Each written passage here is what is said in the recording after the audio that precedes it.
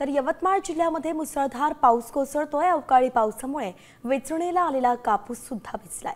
अवकाळीचा कापूस उत्पादकांना मोठा फटका बसलेला आहे। ही दृश्य आपण सध्या पाहतोय। यवतमाळमध्ये सध्या मुसळधार पाऊस सुरू आहे आणि त्यामुळे कापूस भिजलाय।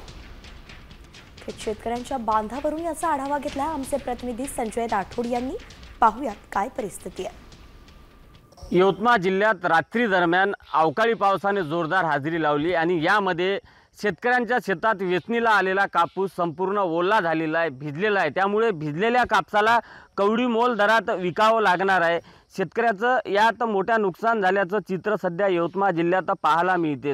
यंदा खरीप हंगामात अतिवृष्टीने शेतकऱ्यांचे पीक वाहून गेले। पूर आणि अतिवृष्टीने वाचलेले पीक हाती येण्याची शक्यता असतानाच अवकाळी पावसाने शेतकऱ्यांच्या स्वप्नावर रात्री पाणी फिरले। पावसामुळे हाती आलेले सोयाबीन आणि कापूस हे संपूर्ण नष्ट होण्याच्या मार्गावर आहे। सततच्या पावसाने शेतकरी हैराण झाला आहे। हवामान विभागाने यवतमाळ जिल्ह्याला 2 दिवसाचा अलर्ट दिला होता। उमरखेड, महागाव, बाबुळगाव, केळापूर, आर्णी, दारवा, मारेगाव आदी तालुक्यात पावसाने जोरदार हजेरी लावली। ओला झालेला कापूस कवडीमोल भावात शेतकऱ्यांना विकावा लागणार आहे। संजय राठोड, साम टीव्ही न्यूज, यवतमाळ।